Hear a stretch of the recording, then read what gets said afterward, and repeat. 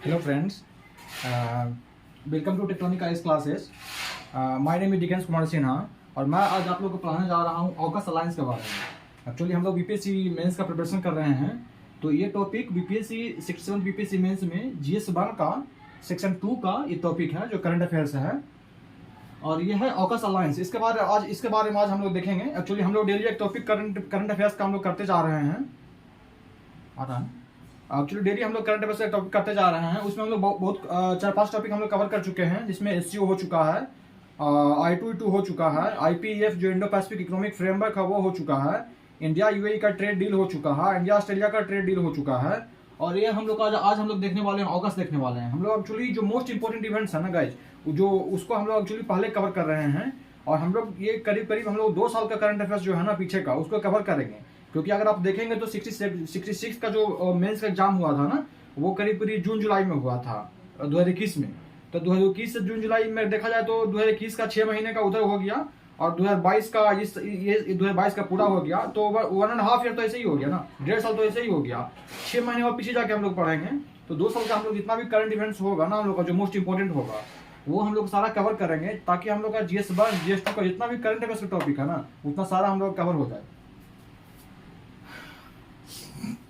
तो लेट ना करते हुए स्टार्ट करते हैं गाइज। तो देखते हैं ऑकस अलायंस के बारे में देखते हैं। तो हम लोग एक्चुअली पढ़ेंगे ना, तो कितना टॉपिक में इसको हम लोग ब्रेक करेंगे। हम लोग इसका इंट्रो देखेंगे, वाई क्रिएटेड दिस, ये ग्रुप जो था, ये अलायंस जो था, ये जो मिलिट्री अलायंस है क्यों क्रिएट किया गया था ये देखेंगे। इसका क्या फीचर्स है, क्या सिग्निफिकेंस है, क्या चैलेंजेस है और क्या ऑकस, ये ऑकस एंड इंडिया के बारे में देखेंगे कि इंडिया कैसे देखता है ऑकस को, इंडिया के लिए क्या पॉजिटिव क्या निगेटिव एस्पेक्ट्स है।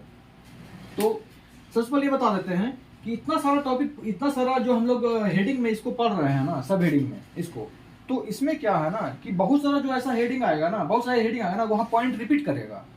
और एग्जाम में क्या होगा ना कि एग्जाम में इसमें से आपको 2 या 3 पॉइंट पे ही आपको आंसर लिखना होगा। पूछेगा कि what is AUKUS alliance, discuss it's main importance, discuss it's important features and significance and mention how it is important for the India. तो ऐसे पूछेगा, तो वहां पे आपको सिग्निफिकेंस फीचर्स और इंडिया के लिए इंपॉर्टेंट है वो लिखना होगा। या फिर पूछ सकता है कि हाउ मतलब कि what are its challenges and how it is important for India. तो चैलेंजेस और ये इंडिया का एस्पेक्ट्स में लिखना पड़ेगा। तो इतना सारा पॉइंट एक ही साथ नहीं पूछेगा, तो इसमें से जो पूछेगा ना वहां पे हम लोग यहाँ से हम लोग डेटा लेकर के वहां पे हम उसको अरेंज करके लिखेंगे, ठीक है ना बता। तो यहाँ पे इतना सारा पॉइंट लिख दिया है ना कि पॉइंट रिपीट करने लगेगा। अगर सिग्निफिकेंस यहाँ पे देखेंगे, जनरल सिग्निफिकेंस देखेंगे और इंडिया के एस्पेक्ट्स में देखेंगे, तो कुछ सिग्निफिकेंस रहेगा जो जनरल होगा, इंडिया के एस्पेक्ट्स में भी सिग्निफिकेंस में आ जाएगा। जो चैलेंजेस देखेंगे इसका, ये चैलेंजेस भी है ना, तो इसका जो चैलेंजेस होगा ना इंडिया के लिए चैलेंजेस हो जाएगा कुछ, तो पॉइंट कुछ होगा ना जो रिपीट करेगा। तो इसलिए मैं पहले बता दे रहा हूँ आपको। ये इसका इंट्रो देखते हैं। तो बेसिकली है क्या ऑकस, मतलब है क्या ये ऑकस, मतलब ए से ऑस्ट्रेलिया हो गया, यूके से यूके हो गया यहाँ पे, और यूएस से क्या ये यूएसए है। तो बेसिकली ये 3 कंट्री का ना ऑस्ट्रेलिया, यूके, यूएस का एक मिलिट्री अलायंस है, जो इसको ट्राइलेटरल सिक्योरिटी पैक्ट बोलते हैं हम लोग। ये एक मिलिट्री अलायंस है और ये 3 कंट्री के बीच में बनाया गया है, ठीक है ना। ये इससे इंट्रोडक्शन मिल जाएगा, एक इंट्रोडक्शन के तुरंत नीचे ना हम ऐसे करके दिखा सकते हैं। एक्चुअली क्या होता है ना, ये छोटा चीज होता है ना, इसको हम लोग डायग्राम में दिखाते हैं ना, तो हम लोग बहुत बार सोचते हैं ना कि ये बहुत छोटा सा चीज है, इसको डायग्राम में दिखाने की जरूरत नहीं है, लेकिन ऐसा नहीं है। हम लोग को छोटा भले लग सकता है, लेकिन वो चीज ना आंसर में उसको ना, वो आंसर में थोड़ा सा वो ना अलग तरह का इमेज क्रिएट करेगा वो। और वो जैसे कि यहाँ पे देखते हैं, जैसे ऑकस है, ये बहुत छोटा सा चीज है कि मतलब एक और अंडरस्कोर कर दिए और दिखा दिए कि ऑस्ट्रेलिया है, यूके को कर दिए दिखा दिया यूके है, यूएस को कर दिए लगा ये यूएस है, ऐसे करके दिखा दिए, या तो इसको बॉक्स में डाल दिए। तो देखने में लग रहा है कि कुछ खास नहीं है, लेकिन ये आंसर में अलग ही लुक देगा। और इससे जो एग्जामिनर जो टीचर होंगे जो आंसर चेक करेंगे ना, उनके दिमाग में थोड़ा अलग व्यू बनेगा इसका। तो ये छोटा चीज है, बट इसको ध्यान रखना है। इसका क्या इशूज है, इशूज मतलब ये एक्चुअली ये देखते हैं ना कि कैसे बना, मतलब कि वाई क्रिएटेड, इशूज में आ गया ना, यहाँ पे देखते हैं ना कि वाई क्रिएटेड, मतलब कि ये ग्रुप है ना क्रिएट क्यों किया गया था, ये ग्रुप क्रिएट क्यों किया गया था और कौन सा सिचुएशन था उसमें। तो जब याद करोगे ना ये समझ में आएगा ना कि चाइना का जो राइज हुआ है ना बहुत ही अनपैरेलल राइज हुआ है। इसका ग्रोथ जो हुआ है ना बहुत ही सडन ग्रोथ हुआ है चाइना का। मतलब कल हम लोग टेक्टोनिक में नहीं पढ़ रहे थे, सडन सडन अपलिफ्टमेंट, कुछ ऐसा ही रहा चाइना का ग्रोथ। चाइना बहुत ज़्यादा मतलब थोड़ा तेजी में ग्रो किया है। चाइना डिक्टेटरशिप के अंदर में जो या जो कम्युनिस्ट पार्टी है ना उसका, तो उसके अंडर में बहुत ही तेजी से ग्रो किया, खासकर उसका मिलिट्री वगैरह इकोनॉमिकली वगैरह बहुत तेजी से ग्रो किया है। इस कारण से ना, इस कारण से अपना इकोनॉमिक पावर और जो अपना जो मिलिट्री पावर है ना उसको यूज करके ना वो कुछ कंट्री को बुली भी करता है। बुली करना मतलब ये नहीं हुआ कि तुमको जाकर मिलिट्री भेज दिया, माना अपना इकोनॉमिक पॉलिसी के थ्रू किसी कंट्री में इंटरफेरेंस करना या उसके पॉलिसी में, या अपना इकोनॉमिक पावर के थ्रू या अपना मिलिट्री पावर के थ्रू कहीं पे अगर तुम फोर्स कर रहा है किसी कंट्री को। जैसे इस बार क्या हुआ, इंडिया श्रीलंका का, इस बार श्रीलंका का क्या हुआ, इंडिया जो चाइना का जो शिप था, जो चाइना का जो शिप था ना जो कि ट्रैकिंग डिवाइस उस पर सारा लगा हुआ था, जो यहाँ श्रीलंका का हम्बनटोटा पोर्ट पे आने वाला था, इंडिया उसको असिस्ट किया तो वो उसको मना कर दिया चाइना को आने से, उसका शिप को। बट फिर से उसका प्रेशर में आकर के उसको फिर से वो एग्री किया ना, तो इसको क्या है मतलब कि मना करने के बाद भी एग्री कर रहा है, मतलब कह सकते हैं कि हाँ उसका इकोनॉमिक पावर या उसका डिफेंस पावर है ना वो उसको ना कहीं किसी कंट्री को ना सोचने पर मजबूर कर रहा है, किसी पॉलिसी को इंटरफेरेंस कर रहा है। अगर तुम ना चाहते हो तुमको करना पड़ रहा है कोई काम, तो उसी तरह से उसी तरीका से मतलब कि है ना कि इसका जो अनपैरेलल राइज हुआ चाइना का, इस कारण से इसका जो इकोनॉमिक और मिलिट्री के कारण ना बहुत से कंट्री में ना अपना इसका इंटरफेरेंस बढ़ गया है। तो ये देखते हुए मतलब कि ये देखते हुए भी बहुत सा कंट्री है, यूएस वगैरह है, यूके वगैरह है, जो मतलब चाह रहा है कि इस रीजन में ना एक बैलेंस ऑफ पावर हो। ठीक है, जैसे कि फिर अभी देखते हैं ना कि एक इवेंट और देखते हैं कि ऑस्ट्रेलिया क्या किया था ना, ऑस्ट्रेलिया हुवेई जो है ना चाइना का जो 5G टेक्नोलॉजी का जो टेलीकॉम कंपनी है, जो 5G टेक्नोलॉजी का जो टेस्ट कर रही थी, उसको हुवेई को ना चाइना बैन कर दिया, सॉरी ये ऑस्ट्रेलिया बैन कर दिया। जब हुवेई को बैन किया ना, और साथ में क्या हुआ, जो ऑस्ट्रेलिया का जो स्कॉट मॉरिसन थे, याद होगा कि कोरोना इन्वेस्टिगेशन के लिए वो अपील किए थे, बोलते कि कोरोना में इन्वेस्टिगेशन होना चाहिए, प्रॉपर इन्वेस्टिगेशन होना चाहिए, लॉन्च होना चाहिए। तो इससे क्या हुआ ना कि चाइना को मतलब कि ये थोड़ा सा ना मतलब कि चाइना को सोचने में मजबूर कर दिया, मतलब उसको विवश कर दिया। फिर वो क्या किया ना, चाइना फोर्स प्रेशर में आकर के ना जो ड्यूटी है ना वो इम्पोज कर दिया।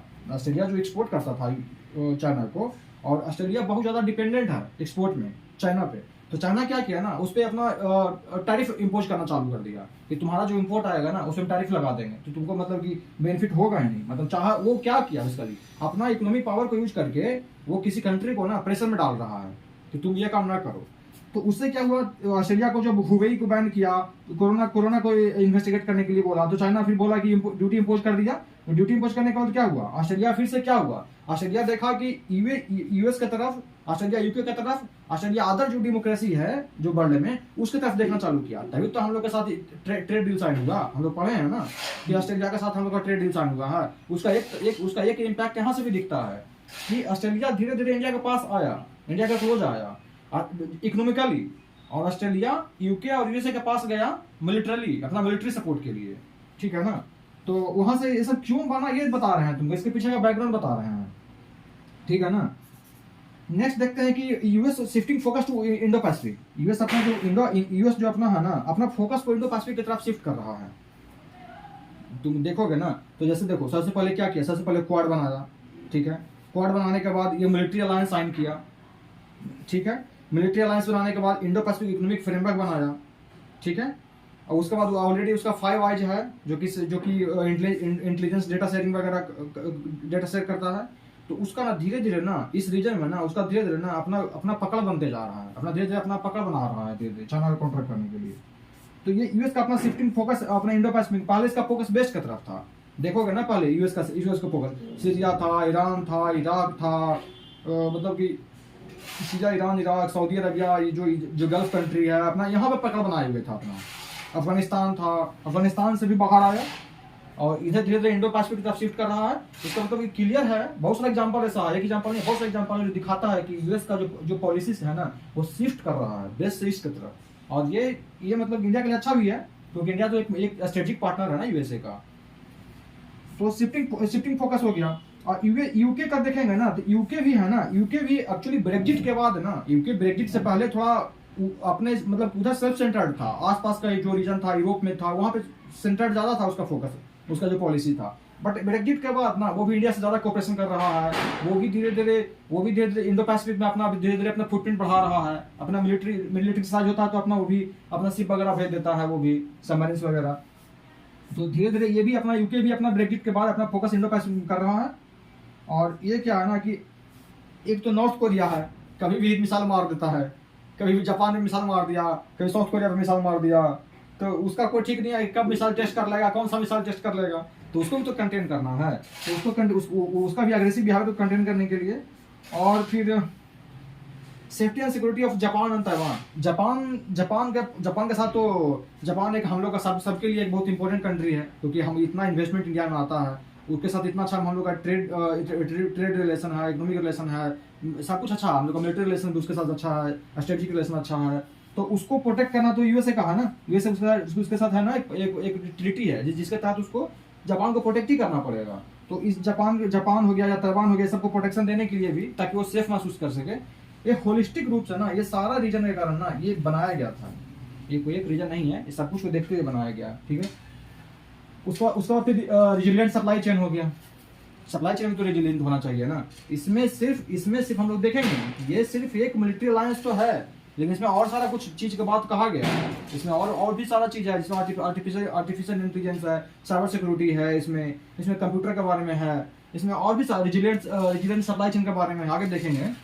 फिर साउथ चाइना सी का भी तो इशू है। चाइना बोलता है कि साउथ चाइना सी पूरा ही मेरा है, चाहे फिलीपींस का हो, चाहे इंडोनेशिया का हो, चाहे मलेशिया का हो, जितना भी इंडो पैसिफिक में जितना भी रीजन है, जितना भी कंट्री है, सबका क्लेम है, बट चाइना किसी को क्लेम को मानता नहीं है, वो सब बोलता है कि सारा रीजन ही मेरा है इंडो पैसिफिक का। तो इसका भी तो एक इशू है, तो इस सबको देखते हुए लॉन्च किया गया है। तो क्यों लॉन्च किया गया तो समझ में आ जाएगा। अब एक पॉइंट पकड़ लोगे ना, ऑस्ट्रेलिया का पकड़ लोगे तो ऑस्ट्रेलिया का एक रीजन क्यों है, क्योंकि डिपेंडेंट नहीं होना चाहता चाइना पे। यूएस को पकड़ लोगे तो पॉलिसी शिफ्ट हो जाएगा, यूके को पकड़ लोगे तो ब्रेक्जिट हो जाएगा, पोस्ट ब्रेक्जिट अपना इंट्रैक्शन बढ़ा रहा है। फिर अदर कंट्री को पकड़ लो रीजन में, नॉर्थ कोरिया का पकड़ लो वो भी अग्रेसिव है, चाइना को पकड़ लो वो भी अग्रेसिव है, साउथ चाइना सी वगैरह। हम लोग open and free and open Indo Pacific की बात करते हैं हम लोग, है ना। फिर जापान को देख लो तो उसका भी सिक्योरिटी रीजन है। तो ये सब रीजन, बहुत सारा रीजन है, एक रीजन नहीं है, 10 रीजन दे सकते हो तुम।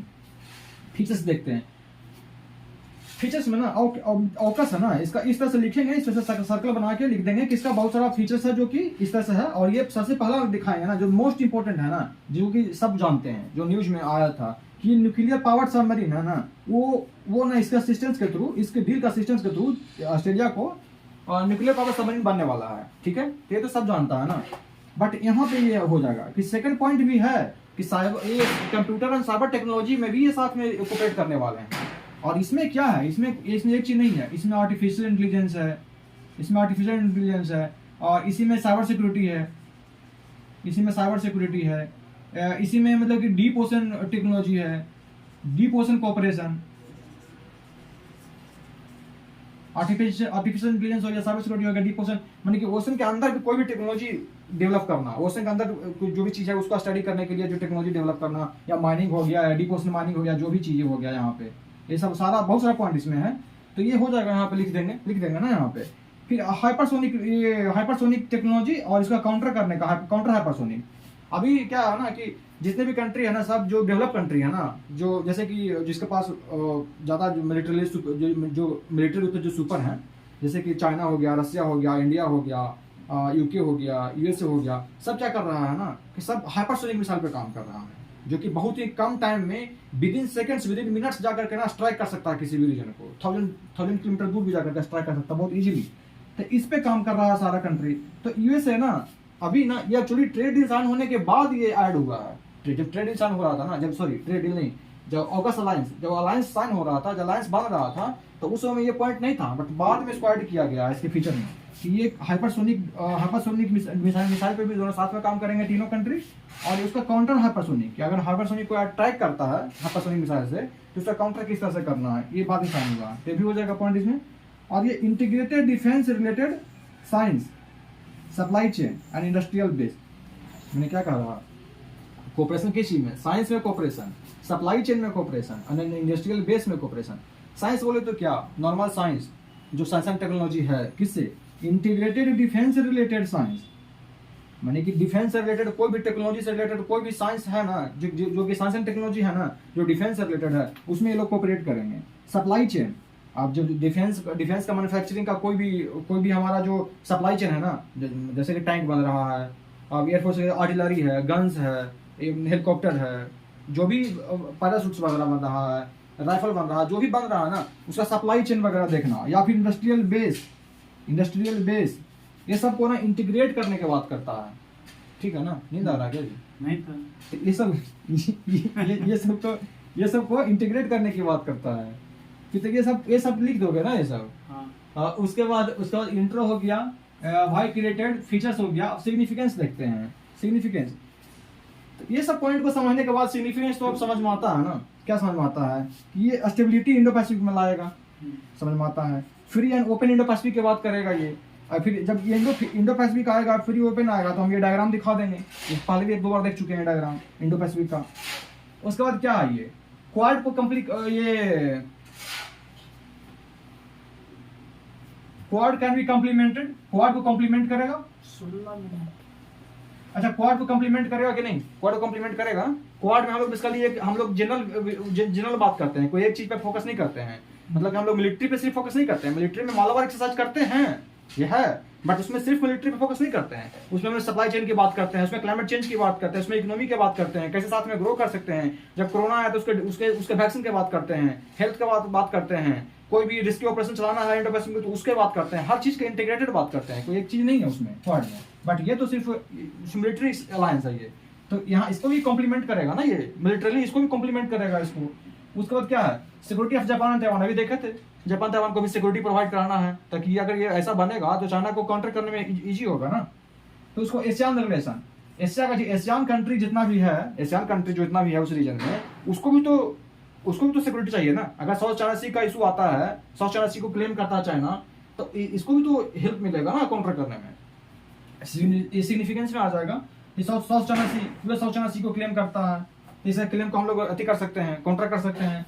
फिर यूएस का अब क्या है ना कि ये बहुत बड़ा ये है कि अफगानिस्तान के एग्जिट होने के बाद यूएस का अपना जो प्रायोरिटी शिफ्ट हो गया है। तो सिग्निफिकेंस ही है ना कि जो यूएस एक डेमोक्रेसी कंट्री है, जो free and open Indo Pacific rules based order की बात करता है, जिसका पॉलिसी हमारे तरफ आ रहा है, शिफ्ट हो रहा है, तो हम लोग को भी तो हेल्प मिलेगा ना कहीं। अगर अफगानिस्तान में था तो हम लोग का हेल्प हो रहा था ना। हम लोग अफगानिस्तान के साथ हम लोग अपना कितना अच्छा रिलेशन बना रहे थे, बट जैसे ही अफगानिस्तान से यूएस निकला तो हम लोग को भी तो प्रॉब्लम हुआ ना। वहाँ पे मेरा सारा पॉलिसी खत्म हो गया वहाँ पे, अब फिर से हम लोग को निगोशिएट करना पड़ेगा। तो अगर इस रीजन में कोई भी अगर सुपर पावर है जो कि रूल्स बेस्ड ऑर्डर की बात करता है, तो हम लोग को बेनिफिट ही है हम लोग के लिए। तो ये हो जाएगा कोऑपरेशन ऑन नोबल इंजीनियरिंग, माने कि बताएं कि नोबल इंजीनियरिंग जैसे आर्टिफिशियल इंटेलिजेंस हो गया, साइबर सिक्योरिटी हो गया, डिफेंस कोऑपरेशन हो गया, ये सब पे जब कोऑपरेशन करेगा ना, तो अल्टीमेटली हम लोग को भी बेनिफिट मिलने वाला है, क्योंकि ये हमारा स्ट्रेटजिकल आई है, तो कहीं ना कहीं हम लोग को भी तो इसका इनपुट मिलेगा ना। तो ये हो गया। चैलेंजेस में देखते हैं, चैलेंजेस क्या क्या हो सकता है। ये तो कोई भी प्रेडिक्ट कर सकता है, 4-5-7 पॉइंट। तो उसमें चैलेंजेस में देखेंगे कि चाइना के साथ रिलेशन है ना, और भी ना ये डिटोरिएट हो जाएगा, हम लोग का रिलेशन और भी खराब हो जाएगा चाइना के साथ, पूरे ग्रुप का, रीजन का। उसे क्या होगा कि आर्म रेस बढ़ जाएगा, सब होड़ चल जाएगा आर्म रेस बनाने का, ठीक है। Lead to more insecure Indo Pacific region. और ये क्या करेगा ना कि अल्टीमेटली है ना, ये ज्यादा इनसिक्योर इंडो पैसिफिक बना देगा। हम लोग एक्चुअली ये कर रहे हैं इसलिए ताकि हम लोग का सिक्योर बना है। कहीं अगर आर्म रेस स्टार्ट हो गया ना, तो हम लोग का और ही ज्यादा इनसिक्योर बन जाएगा रीजन, चांस है ना ये। और ऐसा करने से हम लोग का ये अलायंस बनाने से बहुत सा कंट्री जो एशियन कंट्री है ना, उसमें डिफिकल्टी है। कुछ कंट्री बोलते हैं कि हाँ ये सही है, कुछ कंट्री बोलते हैं नहीं इसमें न्यूक्लियराइजेशन हो रहा है, ज्यादा आर्म रेस बढ़ जाएगा, तो कुछ इसका अगेंस्ट में ही है। तो एक चैलेंज है कि कैसे सारे को लेकर आगे चलना है, चैलेंज है ना, ये चैलेंज है ना गौतम। तो एशियान का दोनों है। एशियान में सिग्निफिकेंस में भी देखेंगे कि एशियान कंट्री को बेनिफिट यहाँ से मिल रहा है, क्योंकि साउथ चाइना सी में क्लेम करता है, उसको काउंटर करेगा। बट एशियान में यहाँ पे इसका चैलेंज भी है कि एशियान का कुछ कंट्री है जो कि बोलता नहीं ये गलत है, चाइना को हम लोग उसको मतलब कि उसके साथ हम अपना रिलेशन अपना ना ज्यादा मतलब कि ज्यादा टेंस नहीं बनाएंगे। तो ये इसका चैलेंज भी है कि कैसे यूएस सबको मैनेज करता है। फिर इंडक्शन ऑफ सबमरीन इंडक्शन जो करने की बात हो रही है कि 8 सबमरीन इंडक्ट करेगा न्यूक्लियर पावर्ड सबमरीन, तो बनाने में सालों लग जाएगा ऑस्ट्रेलिया को। तब तक सालों, 8 साल 10 साल, कितना साल लगता है, सालों लग जाएगा। उतना दिन में उतना साल में ऐसा होगा ना कि न्यू पावर इक्वेशन डेवलप हो जाएगा, चाइना कहीं और चला जाएगा। और तब तक चाइना को कौन काउंटर करेगा? अभी तो चाइना को तो ये तो बहुत समय लगेगा ना, तब तक चाइना को कौन काउंटर करेगा, और तब तक इस रीजन में सिक्योरिटी कौन देगा? तो ये सब एक चैलेंज है ग्रुप के लिए कि तब तक जो पावर वैकेंट है उसको कौन देखेगा। यहाँ पे सब अपने आप में सुपर पावर है यहाँ पे भी। फिर न्यूक्लियर प्रोलिफरेशन, ये तो मतलब कि हम लोग का क्या, ये पहला मतलब कि ये नॉन न्यूक्लियर कंट्री है ऑस्ट्रेलिया, जिसके पास हम लोग न्यूक्लियर सबमरीन दे रहे हैं। तो न्यूक्लियर टेक्नोलॉजी इसके पास जा रहा है ना कहीं, न्यूक्लियर टेक्नोलॉजी जा रहा है, इसके पास ऐसे न्यूक्लियर का जो यूरेनियम का जो इनरिचमेंट होता है, इसके पास उसका सेटअप नहीं है, बट फिर भी इसके पास हम लोग यूरेनियम इनरिचमेंट करने का टेक्नोलॉजी तो चला ही जाएगा ना ये, क्योंकि उसमें सबमरीन जो होता है, उसमें न्यूक्लियर पावर सबमरीन जो होता है, उसमें न्यूक्लियर सबमरीन में जो एक ना छोटा सा न्यूक्लियर रिएक्टर रहता है, उसमें सारा एनर्जी न्यूक्लियर से ही बनता है, न्यूक्लियर पावर से बनता है सारा एनर्जी, तो उसको तो इनरिच करके ही बनेगा ना वो यूरेनियम को, तो वो टेक्नोलॉजी जाएगा तो न्यूक्लियर प्रोलिफरेशन का भी इशू आएगा सामने। तो ये सब इतना पॉइंट चैलेंज लिख देंगे, 4-5 पॉइंट, 1 2 3 4 5 6 पॉइंट लिख देंगे चैलेंज में, और भी कुछ दिमाग में आता है तो ऐड कर सकते हो, ऐसा कुछ हार्ड एंड फास्ट नहीं है। अब इंडिया के रिस्पेक्ट में देखते हैं, अब इतना सारा पढ़ लिए, जब चैलेंजेस देख लिए तो इंडिया के चैलेंजेस भी आ जाएगा, क्योंकि क्वाड को मतलब कि अभी कहा तो रहा है कि क्वाड को ये कॉम्प्लीमेंट करेगा, बट ऐसा तो है ना कि यूएस का जो मेन फोकस है वो तो अबॉकस हो गया।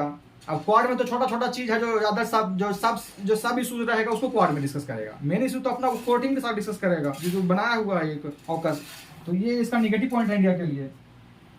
फिर उसके बाद देखते हैं ना कि अभी देखने को मिल रहा है ना कि यूएस है ना, जितना भी इंग्लिश स्पीकिंग कंट्री है ना, या उसको एक टर्म बोलते हैं कि एंग्लो सेक्सॉन जो एंग्लो माने जो इंग्लैंड के आसपास, जो इंग्लैंड से जो कंट्री ज्यादा मतलब सिंपल में समझो ना कि इंग्लैंड से जो क्लोज रिलेशन रखता है ना, उसको समझो ऐसे कि एंग्लो सेक्शन बोलते हैं उसको, जो इंग्लिश स्पीकिंग कंट्री है, तो उसके साथ ज्यादा कोऑपरेशन कर रहा है ना। तो ये इंडिया के लिए चैलेंज है कि इस रीजन में ना, इस रीजन में जो है ना कि अदर कंट्री बाहर से आ करके और मतलब कि इस रीजन का जो पावर इक्वेशन है ना उसको इम्बैलेंस कर देगा, होगा ना ये। फिर उसके बाद क्या है, अगर मतलब कि 8 न्यूक्लियर देगा उसको, फिर चाइना और बनाएगा, फिर इंडिया और बनाएगा, तो क्या होगा ना कि न्यूक्लियर सबमरीन का ना होल चल जाएगा इंडो पैसिफिक में। तो इससे अल्टीमेटली इंडिया को प्रॉब्लम है कि मतलब कि क्या उसको बोलेंगे कि मतलब कि एक तरह से ना न्यूक्लियराइजेशन हो जाएगा इंडो पैसिफिक का, इतना सारा सबमरीन बन जाएगा तो क्राउड हो जाएगा बहुत ज़्यादा। तो उसके बाद चाइना मोर अग्रेसिव बन जाएगा। अभी तो चाइना ठीक है, जितना काउंटर करने की कोशिश करेंगे उसको, वो भी तो मोर अग्रेसिव आके बन के आएगा ना। तो हम लोग का बॉर्डर हम लोग शेयर करते हैं, वहां भी हम लोग को प्रॉब्लम हो सकता है, कहीं ना कहीं होगा ना ये। इंडिया का जो अपना डोमिनेंसी है वो भी चला जाएगा। अभी हम लोग कहते हैं कि हम लोग सिक्योरिटी प्रोवाइडर है यहाँ पे, और हम लोग का जो तमगा, हम लोग का पावर है कि सिक्योरिटी प्रोवाइडर है, कल कोई और देश बन के आएगा सुपर पावर, तो हम लोग का जो मेन जो सुपर हम लोग का जो पावर शेयर इक्वेशन है हम लोग का, जो धीरे धीरे बैलेंस खराब होगा ना उसका, तो ये तो नेगेटिव है ना इंडिया के लिए। फिर पॉजिटिव में देखेंगे तो वही सब सारा आएगा कि चाइना को काउंटर करेगा, क्वाड को कम्प्लीमेंट करेगा। क्वाड के सब्स्टिट्यूट नहीं है, क्योंकि ये मिलिट्री अलायंस है, क्वाड ओवरऑल ग्रुपिंग है। उसके बाद क्या है, free and open Indo Pacific की बात करेगा, जो तो सारा पॉइंट वही रेजिलिएंट सप्लाई चेन की बात करेगा। कोऑपरेशन ऑन क्रिटिकल टेक्नोलॉजी, अभी देखे थे क्रिटिकल टेक्नोलॉजी पे कोऑपरेट कर रहा है, तो इंडिया के लिए बेनिफिट होगा। तो ये सब पॉइंट तो रिपीट होगा, ठीक है ना। तो ठीक है गाइस, ये सारा डिस्कस कर दिया हूँ, और मैं अपना इसका जो नोट्स है मैं अपना टेलीग्राम चैनल में डाल दूंगा। एक ग्रुप बना हुआ है टेक्टोनिक आईएएस एकेडमी करके, आप सर्च कीजिएगा टेलीग्राम पे तो मिल जाएगा टेक्टोनिक आईएएस एकेडमी। वहाँ पे मैं अपना नोट्स डाल दूंगा, आप वहाँ जाकर के वहाँ से अपना ये नोट्स अपना डाउनलोड कर सकते हैं। तो थैंक यू गाइस, कल नेक्स्ट टॉपिक के साथ मिलते हैं फिर, थैंक यू।